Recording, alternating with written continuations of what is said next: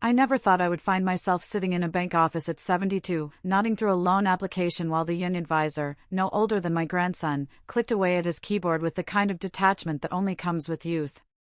His tie was crooked. His hair too neat. He didn't look up when he asked, "And what will the funds be used for, Mrs. Hale?"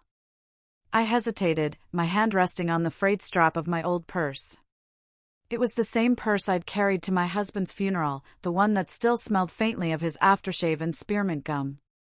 I thought about lying. Saying the money was for house repairs or unexpected medical bills. But then I said it. My son and his wife are buying their first apartment. I'm helping with the down payment. The young man paused, fingers still hovering over the keyboard. He didn't say anything, just nodded, as if this was an ordinary thing. Perhaps it was. Perhaps there were more mothers like me than I realized. Women who smiled tightly and signed papers with hands that remembered rocking cradles and peeling oranges for lunch boxes. He printed the forms. I signed. And just like that, a quiet string was tied from my future to theirs. I didn't tell Thomas about the loan right away. He had always prided himself on being self-made, even though that wasn't entirely true. I had paid for his university. Covered his rent through 2 different relationships. Floated him once when he started his marketing business and forgot, somehow, that employees expect to be paid. But this felt different. This felt like a blessing. A turning point. When he brought Lila home for the first time, I could see the hunger in her eyes, not just for him, but for a life. A stable, polished, well-curated life. She wore linen like it was a second skin, and she always smiled with her lips, never her eyes. They sat at my kitchen table one evening, their hands intertwined, the apartment brochure placed carefully between us like a sacrament. I served tea. Listened. Asked questions I already knew the answers to. Lila did most of the talking. "It's not huge, of course," she said, brushing an invisible crumb from the formica. "But it has potential. South-facing windows. A proper study. We'd make the second bedroom a nursery eventually." Thomas watched her the way boys watch campfires, entranced, as if the heat was his to command. I nodded. I said all the right things. And when they left, I stood at the sink washing 3 cups, though only 2 had been used. That night, I retrieved the envelope from the drawer beneath the phone, the one with my savings, carefully folded statements, and a handwritten list of expenses in my husband's blocky print. We had meant that money for travel. For a cruise, maybe. A long train ride through the Canadian Rockies. We used to imagine those things while lying in bed on cold winter mornings, our feet tangled beneath flannel sheets. But dreams shift. And I told myself, as I wrote the check, that this was still a kind of journey. That helping them begin their life was the most meaningful thing I could do with what was left of mine. Thomas hugged me tightly when I told him. Lila clasped my hands and said, "We'll never forget this, truly." They meant it, I think, in the way people do when they are standing on the cusp of something new, when gratitude is still fresh and untested. They brought me flowers the next week, hydrangeas, blue and white. I placed them on the dining table and changed the water every other day. For a while, I believed that was enough. It started, like most things in life, with something small, a transaction that didn't quite make sense. I was sitting at the kitchen table, the same spot where I used to braid Matthew's hair when he was little, and noticed a notification from the bank. $2,100. Interior design consultation. I frowned. Not because of the amount, though it was hardly negligible, but because it was so specific, so curated. Like someone had chosen a number meant to sound just reasonable enough not to be questioned. I called the bank. Listened to the usual recorded message about wait times and fraud prevention. When I finally reached someone, I asked them to read the last 10 transactions. Each one was a quiet betrayal. A furniture deposit. An online payment to a boutique rug vendor. A series of automatic transfers labeled Home Improvement Reserve. All from the joint account. The one I had opened with Matthew when we began the house purchase, just to keep things clean, I'd told myself. The account was in both our names, but I hadn't touched it since the initial down payment. It wasn't mine anymore, not really. And yet, my name was still there, my funds still flowing. And Emily, it was always Emily who moved the money. Always her name on the approvals. I didn't call them that day. I didn't even text. I needed time to think, to breathe. Instead, I made a list. Old habit. Back when Richard was alive, we always made lists when things felt uncertain. We had a yellow notepad by the phone. I dug it out now, still faintly scented with lavender from the drawer sachet I kept there. On the first page I wrote what I gave. $48,000 down payment. Additional $10,000 for closing costs. $4,300 for essential upgrades. $7,200 for furniture. $2,000 wedding gift. Countless hours of labor, painting, assembling, cleaning. Below it, I started a second list. What I received. 1 thank you dinner. A framed photo. The occasional message when something broke. Then, a third column began to form. What was taken? That list grew faster. I went to bed early that night, but I didn't sleep. I lay still in the dark, staring at the faint outline of the ceiling fan, listening to the sound of a life slowly unraveling. At 3:14 a.m., I got up and wrote a fourth list. What I will no longer give. It was the shortest list. But it was the hardest one to write. Because the truth is, we're not trained to take things back. Especially not women like me. We give and we give, until giving becomes identity.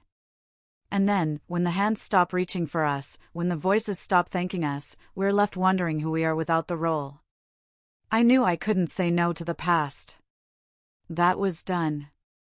But I could say no to what came next. I would. And I started by logging into that joint account the next morning. Quietly. Without announcement. And I changed the notification settings so every withdrawal would ping my phone directly. If I was going to be invisible, I would become observant. It was time. I didn't expect a parade. But I also didn't expect to be forgotten so quickly. The calls slowed first. Not stopped, just slowed. At first, I told myself they were busy, adjusting to their new place, learning to live as a married couple. Then came the silences between messages. The unanswered texts. The promises to call back that lingered like fog and never quite cleared. I reached out, still. Sent recipes I knew Matthew loved. Forwarded a photo of the antique rocking chair I'd found in the garage, the same one he'd fallen asleep in as a baby. Asked if they'd want it for the nursery one day. No reply. A week later, I got a message. Thanks, Mom. We'll let you know. I read it 3 times. That was it. Not even a hope you're well. I told myself it didn't matter. That they were simply distracted, busy. But the truth sat beside me like a shadow. They had already begun to build a life where I was a footnote. A month passed before I visited. It wasn't formal. I was nearby, running errands. I'd baked a batch of cinnamon scones, Matthew's favorite. The tin was still warm in my hands when I climbed the steps to their door. I didn't knock right away. Their front garden was blooming, lavender, hostas, a few roses. It looked like someone cared. Like someone had time to tend it. I stood there a moment. Listening. Laughter floated through the open upstairs window. Light, carefree, unself-conscious. A woman's voice, Emily, talking about weekend plans. A man's voice, my son's, muffled but steady. Content. I smiled. Then I glanced through the living room window. And paused. The wall that once held our family photo collage, the one I gifted them at the engagement party, was bare. In its place, an abstract canvas. Soft grays and creams, expensive, impersonal. The frames were gone. On the side table, where once sat the photo of Richard holding newborn Matthew, there was now a coffee table book about Scandinavian interiors. And I understood. I turned away without knocking. Back home, I placed the scones on my kitchen counter. Sat down in the quiet. There was nothing dramatic about it. No tears. No sudden heartbreak. Just a quiet confirmation of what I already knew. They had edited me out.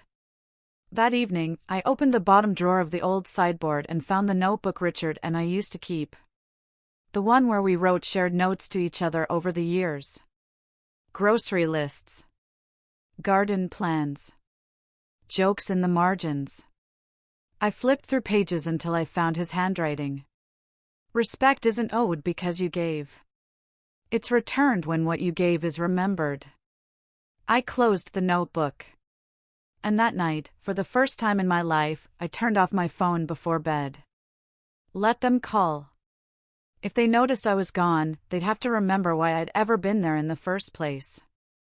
There's a point in every woman's life when she begins to inventory her days, not just in hours spent, but in energy given and taken. It was a Tuesday. Rain tapped against the kitchen window in that steady, unhurried rhythm that always made me think of waiting rooms. I'd woken early with a pressure in my chest, not quite pain, not quite fear. Just wait. I didn't have plans. No one expected me anywhere. The house was still, the kind of stillness that comes after years of movement. It had once been filled with the rustle of backpacks, the thud of soccer cleats, the sound of someone opening the fridge just to stare. Now it was just me, and the distant hum of the fridge itself. So I did what I'd always done when things felt too quiet, I cleaned. Drawers. Files. The cabinet beneath the stairs. And there, in a faded blue folder, I found the original loan documents, the ones I'd signed at the bank with trembling hands and a hopeful heart. I sat at the kitchen table, same as before, and began to read. My signature stared back at me, steady and unflinching. And below it, the repayment schedule. 10 years. Modest interest. Manageable, if nothing went wrong. Except things had gone wrong. Not catastrophically, but constantly. First the refrigerator needed replacing. Then the upstairs plumbing. Then my own health, blood pressure, arthritis, vision. Little things that added up. I looked at the calendar. 2 more years until it was paid off. 2 more years of watching my savings trickle away for a home I didn't live in, for people who didn't visit. I pulled out a legal pad and wrote, in block letters. This is not generosity anymore. This is erasure. Then I did something I never thought I would do. I opened a new folder. Labeled it Reclamation. Inside, I placed a copy of the loan agreement. My lists of what I had given and what had been taken. A draft letter to my lawyer requesting a revision of my will. A single photo, Matthew at 5, missing teeth, smiling up at me like I was the whole sky. Because I needed to remember who I had done this for. Not the man who now forgot my birthday. But the boy who once cried when I scraped my knee. That love was real. It mattered. But it had a season. And that season was over. I closed the folder and placed it in the lockbox with my other important papers. It didn't feel like anger. It felt like arithmetic. Like the quiet clarity of a balance sheet that finally adds up. The decision came softly, like most turning points do. Not in a moment of fury or heartbreak, but in the small, undramatic breath that follows acceptance. I was folding linens when I realized I would not be attending Matthew's birthday dinner. There had been no invitation, of course. Only a group text from Emily, sent to me and 4 others, mentioning a casual get-together at their place. No time. No address. No request. Just an assumption. She had signed off with a heart emoji and a hope to see you there. I set the phone down without responding. Watched the screen dim. Let it stay dark. That afternoon, I called my lawyer. His voice hadn't changed. Still measured, still kind. He greeted me as Mrs. Carrington, and I didn't correct him. It was the name I used when I built our life. I let it hold the weight of what I was reclaiming. I need to update my documents, I said. Everything. He asked the right questions. Suggested dates. Offered to meet at my home. I declined. I would go to him. I needed to walk into that office and write my name on new pages. We set the appointment for Friday. After the call, I made tea, chamomile with honey, and sat by the window. The same view I'd watched for over 30 years. The dogwood tree had begun to yellow. A soft shift. Like me. I didn't feel triumphant. I felt ready. Over the next few days, I gathered everything I needed: bank statements, the loan documents, my old will, the names of the charities Richard and I once dreamed of supporting when we were too busy raising a child to give anything more than time. I even included a letter I'd written to Matthew years ago, never sent. A letter filled with stories of his childhood, of how I had loved him in the quiet ways mothers do. I placed it in a new envelope, sealed it, and marked it. Only if he asks. Because some answers must be earned. By the time Friday arrived, I felt lighter. Not because anything had been returned, but because I had stopped waiting. And sometimes, that's the only closure we ever get. The morning was clear. Crisp sunlight streamed through the blinds, cutting long, precise rectangles across my kitchen table. The kettle whistled softly. I poured the water over loose black tea, Assam, strong, and stirred in a single sugar cube. The spoon clinked gently against the porcelain. It was a ritual. Small, deliberate, steadying. At 9:45, I locked the door behind me. I wore my navy coat, the one with the faint velvet collar and mother-of-pearl buttons Richard had always said made me look like I belonged in a painting. My shoes were polished. My hair tied back, neat. There was something sacred in the preparation. At 10:02, I stepped into the wood-paneled lobby of Dalton and Reeves. The scent of old paper and furniture polish hit me like memory. A woman behind the front desk smiled politely. I gave my name, and she offered me tea. I declined. When Mr. Dalton emerged from his office, he looked at me differently this time. Not with concern, but with a quiet, almost reverent respect. He didn't try to fill the silence. We walked together into the conference room. Walnut table. High-backed chairs. A window looking out onto the city where I had once walked Matthew to kindergarten, clutching his small hand in mine. Laid out before me, the new will. The financial reversals. The asset protections. The complete removal of Emily's name from every document that once held it. Each page crisp.